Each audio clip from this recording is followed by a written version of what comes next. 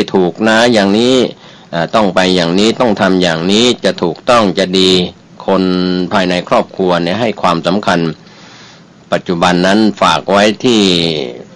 ครูบาอาจารย์ที่สถานศึกษาก็ดีฝากไว้ที่โทรศัพท์มือถือเป็น Facebook เป็น LINE เป็นโซเชียลเน็ตเวิร์กก็เลยกลายว่าถูกมอมเมาสร้างสิ่งที่เป็นวิทยาศาสตร์มากกว่าพุทธศาสตร์พี่น้องชาวพุทธเรานะครับในส่วนที่เราเห็นซากปรักหักพังที่เป็นพุทธสถานโบราณสถานตามวัดต่างๆตามจังหวัดต่างๆเราจะเห็นว่าเรื่องราวเหล่านี้เนี่ยเป็นสิ่งที่บ่งบอกแสดงว่าบรรพชนบุรพกษัตริย์บรรพชนในยุคอดีตนั้นเป็นพี่น้องชาวพุทธเลื่อมใสพุทธศาสนาในสมัยโบราณนั้นแม้แต่เงาพระสงฆ์องค์เจ้าก็ไม่ย่ำไม่เหยียบหรือการใส่รองเท้าเข้าไปในบริเวณวัดก็ถอดรองเท้าไว้หน้าประตูวัดอะไรอย่างนี้เป็นต้นแต่ปัจจุบันอย่างนั้นก็ค่อยเลือนลางจางหายไปนะครับก็ถามว่าคนเข้าวัดทางไหนปัจจุบันประตูวัดเปิด24ชั่วโมงไม่ได้ปิดประตูวัดหรือบางวัดก็ปิดประตูวัดในปัจจุบันกลัวโจรขโมยจะเข้าไปโจรกรรมงัดตู้บริจาคงัดสิ่งของมีค่าภายในวัด ยิ่งปกปิดเท่าไรครับโจรกรรมนักโจรกรรมทั้งหลายก็ที่มีจิตคิดไม่ดีคิดที่จะทำความผิดด้วยความโลภความโกรธ ความหลงนะครับท่านผู้ฟัง จะเป็นลูกใครหลานใครก็ไม่ดีก็โบราณจึงเขาจะไปตำหนิเวลาเด็กทำผิดเขาก็จะไปตำหนิพ่อแม่ปู่ย่าตายายว่าปู่ย่าตายายพ่ออุ้ยแม่อุ้ยพ่อแม่ไม่สั่งสอนนั่นก็เป็นความผิดของต้นตระกูลเหมือนกันเพราะบางครั้งทำไมไม่ได้สั่งไม่ได้สอนเพราะว่าอะไรเพราะว่าลูกไปทางพ่อไปทางแม่ไปทางญาติพี่น้องไปทางบางครั้งพี่น้องท้องเดียวกันกับพ่อแม่ไม่ค่อยจะได้เจอกันแยกครอบแยกครัวกันไป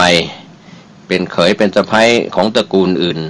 หรือของใครก็ตามนะครับแบ่งแยกกันไปทางธุรกิจที่แบ่งโตไปตามวัยขยายแวดวงตระกูลไปแต่สิ่งที่เป็นเรื่องที่สะท้อนเจ็บกระดองใจก็คือคนอื่นที่เห็นคนทำผิดไม่ว่าจะเป็นหญิงเป็นชายจะเป็นเด็กเป็นผู้ใหญ่ก็บอกว่าทำไมพ่อแม่ไม่สั่งสอนก็เพราะพ่อแม่ก็ไม่เคยเข้าวัดไม่เคยศึกษาธรรมปฏิบัติธรรมแล้วจะไปสั่งสอนเรื่องของศีลธรรมได้อย่างไรนะครับเรื่องนี้ต้องยอมรับความจริงกันทุกพื้นที่มนุษยชาติเราเนี่ยหน้ารูปไข่นี่นะครับท่านผู้ฟังเป็นดินแดนของชาวชมพูทวีปมีอายุขัยขึ้นลงตามการรักษาศีลมนุษยชาติเนี่ยเกิดมาด้วยอำนาจของศีลห้าคนที่ไม่ได้เกิดเป็นมนุษย์เป็นสัตว์เดรัจฉานเป็นหมูหมาแมวเป็ดไก่หรือว่าสัตว์เดรัจฉานมีเท้าไม่มีเท้าเป็นปลาเป็นหอยกุ้งหอยปูปลาหรืออะไรก็แล้วแต่ที่เป็นสัตว์เดรัจฉานไม่มีบุญพอที่จะได้มาเกิดมนุษย์เราเนี่ยมี หลักฐานที่พูดถึงกันอยู่ว่าชาวชมพูทวีปเนี่ยอายุขัยขึ้นลงตามการรักษาศีลห้าดังนั้นศีลห้าเนี่ยจึงเป็นพฤตินัยหรือว่าเป็นกฎหมายในภาคความประพฤติแต่ถ้าเราปล่อยให้มีการทำผิดศีลห้าฆ่าสัตว์ลักทรัพย์เสพกามที่ผิดกล่าวคำเท็จดื่มเครื่องดื่มแอลกอฮอล์ที่เป็นของเครื่องดองของเมารวมไปถึงยาเสพติดในปัจจุบันไม่ว่าจะเป็นยาบ้ายาไอซ์ยาอีปิ่นกัญชาเฮโรอีนอะไรต่างๆก็แล้วแต่นะครับยาเสพติดรวมไปถึงบุหรี่ด้วยไม่ได้ก่อเกิดประโยชน์กับผู้สูบก็ต้องขออภัยหลายท่านที่ยังสูบอยู่เราก็ทดลองกันมาทั้งนั้นแหละครับไม่ว่าจะเป็นบุหรี่เครื่องดองของเมาแล้วก็ ในส่วนหลายท่านอย่าไปลองนะครับยาเสพติดก็ผิดพลาดก็เมื่อไม่กี่ วันที่ผ่านมาผู้ดำเนินรายการฟังแล้วก็เศร้าส่งลูกหลานที่ติดยาเสพติดเลิกยาเสพติดแล้วเข้าไปบวชอยู่ในวัดก็ยังกลับไปเสพยาบ้าเป็นเพศสมณะก็ทำให้เสียภาพลักษณ์ของความเป็นสมณะผ้าเหลืองที่เป็นพระภิกษุเป็นสามเณรก็ไม่ต้องเอ่ยถึงนะครับวัดไหนแต่ทำให้เราได้คิดถึงว่าพระสังฆาธิการเจ้าอาวาสอุปชฌาย์อาจารย์ทำไมปล่อยให้เกิดเหตุอย่างนั้นปล่อยให้บุคคลเหล่านั้นเข้ามา เคยเสพยาหรือไม่เคยเสพยาก็มาค้ายาเสพติดในวัดในสถานที่เป็นแดนของศาสนาก็ทำให้ต้องลาสิกขาออกไปการกรองกุลบุตรเข้าสู่ร่มเงากาสาวพัสถามว่าพ่อแม่ก็อยากให้ลูกชายบวชจะบวชกี่วันก็ได้ถือว่าประเพณีของคนภาคกลางหรือภาคไหนๆก็ตามเมื่อเห็นลูกชายบวชก็ถือว่าเป็นศาสนทายาทนะครับท่านผู้ฟังแต่ความคิดดีๆของพ่อแม่เหล่านี้ก็คิดว่าเมื่อลูกมีความประพฤติไม่ดีในสมัยที่ยังไม่ได้บวชก็อยากจะนำให้ไปบวชเพื่อให้หลักธรรมคำสอนในทางวัดวาศาสนาช่วยกล่อมเกลาจิตใจแต่เมื่อมาแล้วก็ยังไม่มีอะไรกล่อมเกลาจิตใจเขาก็กลับไปเสพยาเสพติดเหล่านั้นทำให้เสียภาพลักษณ์ของความเป็นบรรพชิตทั้งที่ในอดีตพระเถระครูบาอาจารย์อุปัชฌาย์อาจารย์เจ้าคณะพระสังฆาธิการฝ่ายปกครองก็ถามว่าทำไมไม่ว่ากล่าวตักเตือนหรือก็ว่ากล่าวตักเตือนแต่ว่ามันเป็นเหตุที่ระบาดเข้าไปในแดนของความบริสุทธิ์ก็ในขณะนี้เราก็ต้องยกย่องนะครับกฎหมายที่ไม่ได้รุนแรงนะครับห้ามการดื่มสุราในบริเวณวัดวาอารามต่างๆเป็นเรื่องผิดกฎหมายไปสมัยอดีตถ้าเรากลับไปมองบางวัดเนี่ยมีงานศพมีงานบุญก็กลายเป็นงานบาปมีงานอะไรในวัดก็มีการดื่มเครื่องดื่มเครื่องดองของเมานะครับเป็นภาพลักษณ์ที่เกิดการทะเลาะวิวาทกันในวัดเหล่านี้แต่ในปัจจุบันนั้นผิดกฎหมายทันทีไม่ว่าจะเป็นวัดวาอารามต่างๆหรือสถานที่ราชการหลายแห่งหรือบนยานพาหนะก็ตามมากมายทีเดียวนะครับก็ประมวลพูดให้แบ่งปันความคิดดีๆนะครับผมไม่บังอาจที่จะมาสั่งสอนท่านผู้ฟังนะครับท่านก็เป็นผู้มีสติปัญญาอยู่แล้วแต่ว่าอยากจะให้ท่านเห็นความสำคัญของความเป็นมนุษยชาติไม่ว่าจะเป็นชาติศาสนาไหนอยู่ในประเทศใดก็ตามนะครับก็รักตัวกลัวตายใครก็ไม่อยากให้ใครมาเบียดเบียนกันในข้อแรกนะครับการฆ่ากันก็เป็นเรื่องที่น่าอดสูนะครับในฐานะผู้ดำเนินรายการก็ยังทำหน้าที่สื่อมวลชนมา25ปีย่าง26ปีที่มาทำหน้าที่อยู่ก็เห็นแล้วก็อดสูใจว่าข่าวดีๆไม่ค่อยจะได้ออกกันทำไมต้องขายข่าวที่เป็นเรื่องราวที่ไม่ดีเหตุการณ์ต่างๆยิ่งปัจจุบันนั้นสื่อสารโซเชียลเน็ตเวิร์กเกิดขึ้นมากมายก็เลยเปลี่ยนไปช่องไหนก็มีแต่ข่าวไม่ดีนะครับก็เลยบางครั้งก็ไม่อยากดูข่าวผู้ทำหน้าที่สื่อสารมวลชนก็ไม่อยากดูข่าวไม่อยากตามข่าวเพราะอะไรเพราะเห็นแล้วมันเป็น อนิจฐานลมเป็นอารมณ์ที่ไม่ดีฆ่ากันฉกชิงวิ่งราวยิ่งปัจจุบันมีกล้องวงจรปิดมีการถ่ายคลิปวิดีโอเหตุการณ์ต่างๆมีแต่เรื่องราวไม่ดีเป็นอนิจฐานลมก็เลยคนที่ดูทีวีหรือฟังวิทยุก็เครียดนะครับท่านผู้ฟังเครียดเพราะเรื่องราวไม่ดีสะสมกันทุกวันอารมณ์ที่ดีๆทำไมไม่เกิดขึ้นเข้าวัดไปฟังเทศน์ฟังธรรมแล้วก็น่าชมเชยนะครับบางก็กิจกรรมของสถานศึกษาไม่ว่าจะเป็นระดับประถมมัธยมอุดมศึกษาหรือรอบรวมมหาวิทยาลัยก็ให้เด็กได้มีโอกาสได้ทำความดีก็ไปทำความดีที่วัดเป็นกิจกรรมจิตอาสาก็ใช้กันเริ่มฟุ่มเฟือยกันแล้วจิตอาสาก็ดีแต่ว่าขอให้เกิดขึ้นไม่ใช่ข้อบังคับเด็กอยากได้คะแนนก็ต้องมาทำความดีเพราะปัจจุบันนั้นพ่อแม่พาลูกหลานบอกว่าติดเรียนพิเศษบ้างติดเรียนที่สถานศึกษาบ้างมาไม่ได้เข้าวัดไม่ได้แต่ถ้าต้องมาแล้วมาทำกิจกรรมแล้วต้องทางเจ้าวาดรองเจ้าวาดหรือพระภิกษุในวัดต้องเซ็นรับรองให้ว่ามาทำกิจกรรมภายในวัดแล้วก็จะได้เป็นคะแนนกิจกรรมความดีเหล่านี้มันไม่ได้เกิดขึ้นจากอสังขาริกเกิดขึ้นจากการไม่ชักชวนไม่ได้เกิดขึ้นจากภูมิปัญญาจากการถูกบังคับมาก็ได้เหมือนกันเป็นสังขาริกนะครับแต่ว่ามันไม่ได้เกิดขึ้นจากศรัทธาเพราะฉะนั้นเรื่องนี้เป็นเรื่องใหญ่เพราะว่าเราจะปลูกฝังคำว่าที่เรียกศรัทธาประชาชนว่าศรัทธาทางล้านนาหรือภาคเหนือทางภาคกลางก็จะเรียกว่าไวยาวัจกรบ้างทายกทายิกาบ้างกรรมการวัดบ้างแต่ว่าทางเหนือเราก็จะเรียกศรัทธาว่ามีกี่หลังคาเรือนก็คือเป็นผู้มีศรัทธาเลื่อมใสในทางพระพุทธศาสนาก็จะไปเหมาเข่งไม่ได้แล้วเพราะว่าในหมู่บ้านบางหมู่บ้านก็ไม่ได้มีแต่พี่น้องชาวพุทธฝ่ายเดียวก็ยังมีศาสนาอื่นมาอยู่อาศัยร่วมกันเพราะฉะนั้นก็คำว่าศรัทธานี้เป็นชื่อของ ความเชื่อความเลื่อมใสในทางพระพุทธศาสนาเชื่อในคุณพระพุทธเจ้าเชื่อในพระธรรมเชื่อในพระสงฆ์เรียกว่าพุทธังตรณังคัจฉามิมีพระพุทธเจ้าเป็นที่พึ่งที่ระลึกธัมมังตรณังคัจฉามิมีพระธรรมเป็นที่พึ่งที่ระลึกสังฆังตรณังคัจฉามิมีพระสงฆ์เป็นที่พึ่งที่ระลึกพระไตรรัตน์หรือพระรัตนตรัยนะครับท่านผู้ฟังก็เราก็ไม่ต้องลำบากใจว่าเข้าวัดแล้วเป็นเรื่องทุกข์กายทุกข์ใจบางคนก็บอกว่าถ้าไม่ทุกข์กายทุกข์ใจไม่ลำบากไม่มีเรื่องราวก็จะไม่เข้าวัดก็เป็นเรื่องที่น่าอดสูเหมือนกันพระคุณเจ้าท่านก็มีทุกข์ของท่านอยู่แล้วนะครับยังแก้ทุกข์ไม่ได้จะไปช่วยปลดทุกข์ให้คนอื่นได้อย่างไรถ้าเรามานึกถึงคำสอนในทางพระพุทธศาสนาว่าสุทธิอสุทธิปัจจตังนันโยนยังวิโสทะเยความบริสุทธิ์ความไม่บริสุทธิ์เป็นเรื่องเฉพาะตัวปัจจตังนันโยนยังวิโสทะเยคนอื่นใครอื่นจะมาช่วยให้เราดีไม่ได้ให้เราชั่วไม่ได้ถ้าเราไม่ได้ประพฤติทางกายวาจาและจิตใจดังนั้นที่ผู้ดำเนินรายการกล่าวในตอนต้นว่าจิตใจของเรานะคิดอะไรดีๆวันๆคิดอะไรดีๆไว้ก็จะไม่เครียดนะครับได้ความสุขทั้งทางจิตเรียกว่าปลอบประโลมเกิดความสุขเรียกว่าเป็นทางภาษาต่างก็คือเป็นความสุขทางด้านจิตใจไว้ก่อนเป็นมโนทางใจคิดอะไรดีๆก็จะได้สุขภาพร่างกายและจิตใจดีพลอยมาที่สุขภาพปัจจุบันนั้นเราเครียด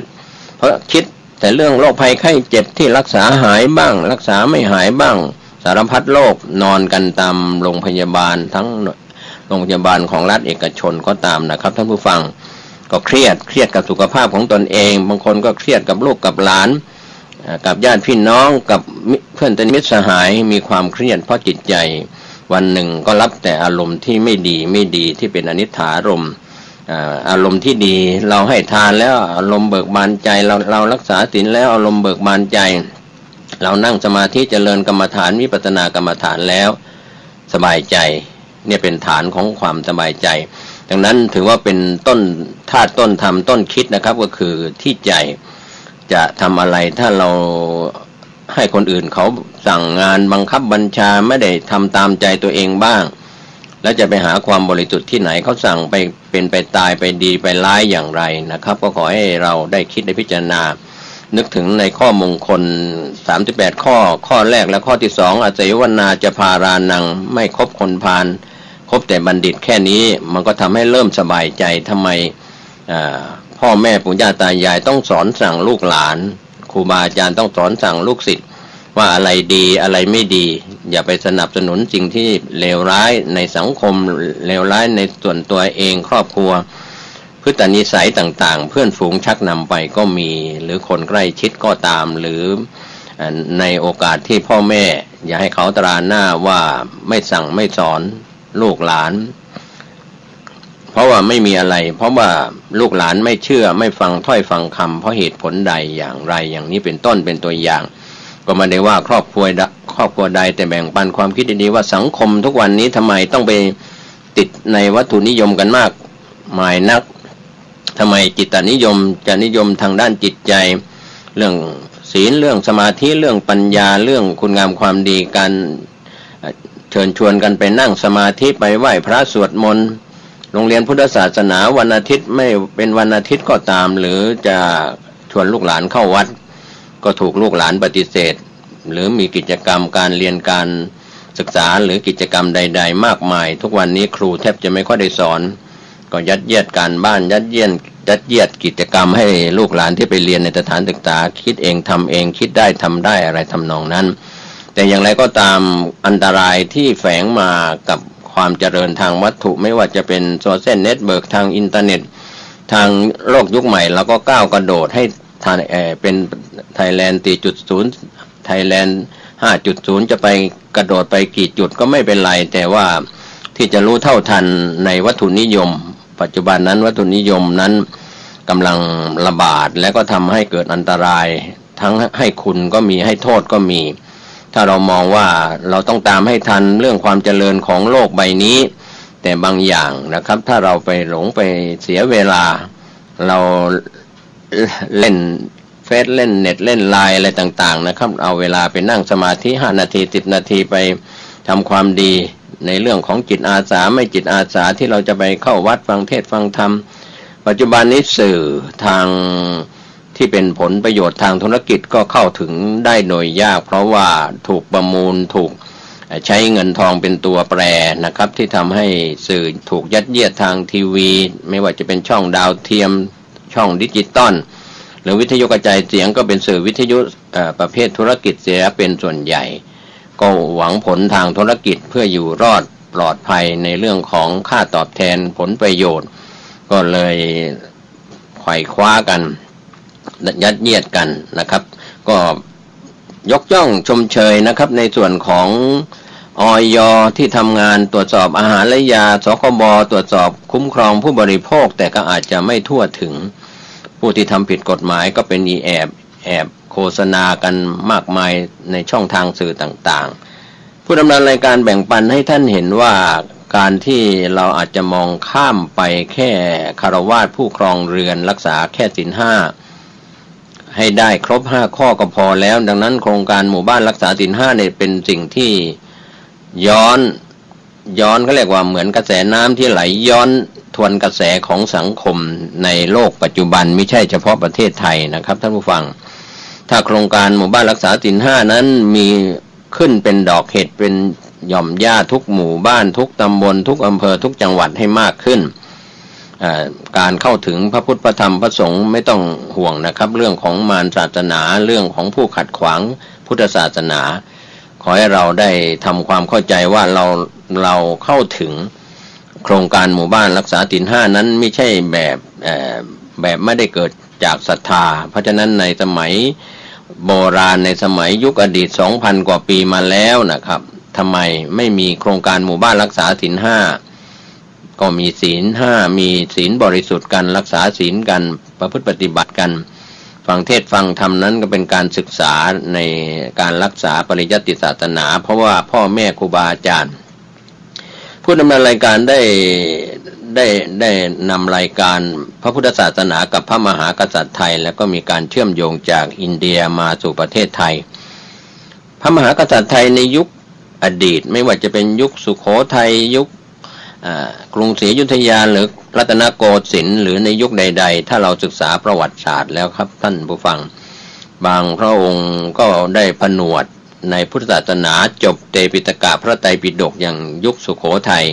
ไตรภูมิพระร่วงนะครับเรียนจบพระไตรปิฎก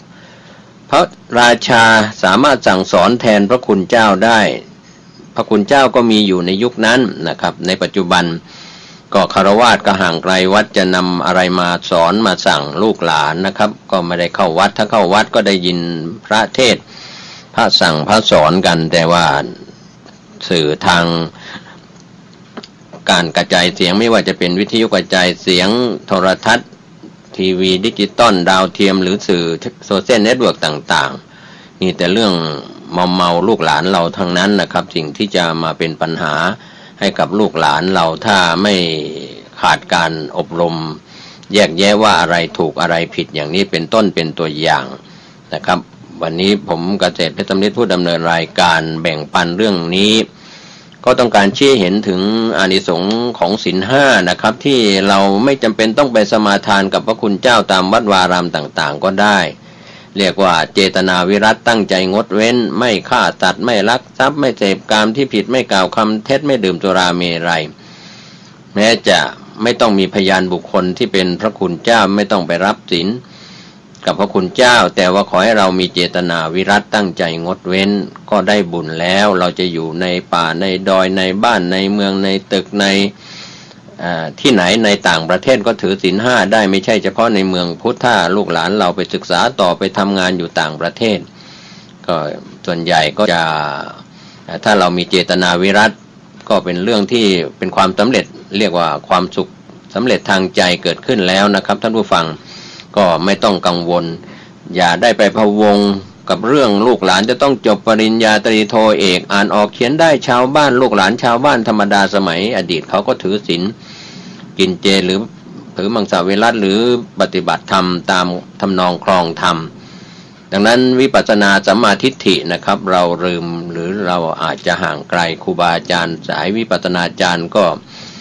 อายุมากแล้วก็มรณภาพล้มหายตายจากไปฆราวาสเราก็ที่ช่วยสอนการปฏิบัติวิปัสสนากรรมฐานก็น้อยลงดังนั้นลูกหลานเรานะครับท่านผู้ฟังถ้าได้มีโอกาสมานั่งสมาธิในสถานปฏิบัติธรรมหรือในโอกาสมีโครงการเข้าคอร์สเข้าค่ายก็ไปเรื่องอื่นไม่ได้เข้ามาเรื่องของค่ายศีลธรรมจริยธรรมหลายวัดน่าจะจัดค่ายจริยธรรมเพื่อให้ลูกหลานได้ไหว้พระสวดมนต์และก็เจริญพระกรรมฐานนั่งสมาธิเดินจงกรมก็เป็นส่วนที่เรามีสำนักวิปัสสนากรรมฐานในแต่ละจังหวัดจะเป็นแห่งที่1ที่2ที่3จนไปกี่แห่งก็แล้วแต่ถ้าพระวิปัสสนาจารย์ไม่มีเชิงลุกที่จะให้ศรัทธาประชาชนหรือพระภิกษุสามเณรเราต้องทำเป็นตัวอย่างก่อนที่เขามีศรัทธาก็ดูพระเนรในวัดก่อนแล้วก็ศรัทธาอุบาสกมาติกาก็ดูพระเนรแล้วก็ปฏิบัติตามพระเนรดังนั้นสิ่งที่เราจะดูแบบก็คือพระภิกษุสามเณรที่อยู่ในวัดถ้าลูกหลานอยู่ที่บ้านก็ดูแบบจากพ่อแม่ปู่ย่าตายายพ่ออุ้ยแม่อุ้ยนี่แหละครับเป็นแบบเดินตรงหรือไม่เดินตรงอยู่ในแบบไหนอย่างไรพิมพ์แบบที่ถอดออกให้ลูกหลานเห็นที่อยู่ที่บ้านหรือพระภิกษุสามเณรครูบาอาจารย์ที่อยู่ในวัดพระสังฆาธิการทุกระดับนะครับไม่ว่าจะเป็นเจ้าอาวาสรองเจ้าอาวาสผู้ช่วยเจ้าอาวาสพระภิกษุสามเณรก็เป็นแบบในวัดถ้าอะไรดีก็เป็นแบบให้ศรัทธาเข้าวัดกันมากมายเพิ่มขึ้นเพราะมีศรัทธากับพระภิกษุสามเณรในวัดสะอาดห้องน้ำสะอาดลานวัดสะอาดพระภิกษุสามเณรปฏิสันฐาน2อามิตรปฏิสันฐานต้อนรับด้วยอามิตรธรรมะปฏิสันฐานสนทนาธรรมได้คุยธรรมะได้ครับช่วงนี้ก็แม้ว่าจะสอบทำสนามหลวงที่จบการศึกษานั้นเราไม่ใช่ไปมุ่งแค่ใบกระดาษนะครับจะเป็นธรรมศึกษาหรือนักธรรมตรีโทเอกหรือธรรมศึกษาตรีโทเอกก็ตามนะครับศึกษาเพื่อนำไปสู่การปฏิบัติเพราะฉะนั้นเราจะปฏิบัติได้มากได้น้อยได้อย่างไรก็ฝากให้พวกเราชาวพุทธนะครับไม่ต้องไปหวั่นเกรงไม่ต้องไปหวั่นไหวกับสื่อโฆษณาเรื่องของมารศาสนาต่างศาสนาอะไรต่างๆก็ขอให้เราดูบ้านตัวเองอย่าให้ปลวกขึ้นบ้านกินบ้านนะครับคือลูกหลานของเราทำลายกันเองทำลายชาวพุทธพ่อแม่เป็นพุทธแต่ว่าลูกหลานไม่ได้เป็นแนวพุทธก็ดังนั้นวิถีพุทธตามสถานศึกษาก็เป็นเรื่องราวที่ดีก็ฝากไว้วันนี้ผมเศษเพชรนิตแบ่งปันความคิดดีๆก็หวังว่าจะเป็นแนวคิดที่ดีกับท่านผู้ฟังในรายการนี้นะครับขอให้ท่านสุขกายสุขใจก็ใช้ใจเป็นใหญ่คิดนึกอะไรที่ไม่ดีคิดไม่ดีก็จะได้เรื่องราวที่ไม่ดีคิดดีๆก็จะได้อะไรดีๆติดตัวตามตนเราเพราะฉะนั้นเราเริ่มแก้ไขที่ตัวเราเองก่อนอย่าไปมองคนอื่นแก้ไขคนอื่นขอให้แก้ไขตนเองคิดอะไรดีๆพูดอะไรดีๆทำอะไรดีๆก็จะสุขกายสุขใจโดยทั่วหน้ากันทั้งวันนี้และวันหน้าสวัสดีครับเจริญสุขญาติโยมท่านผู้ฟัง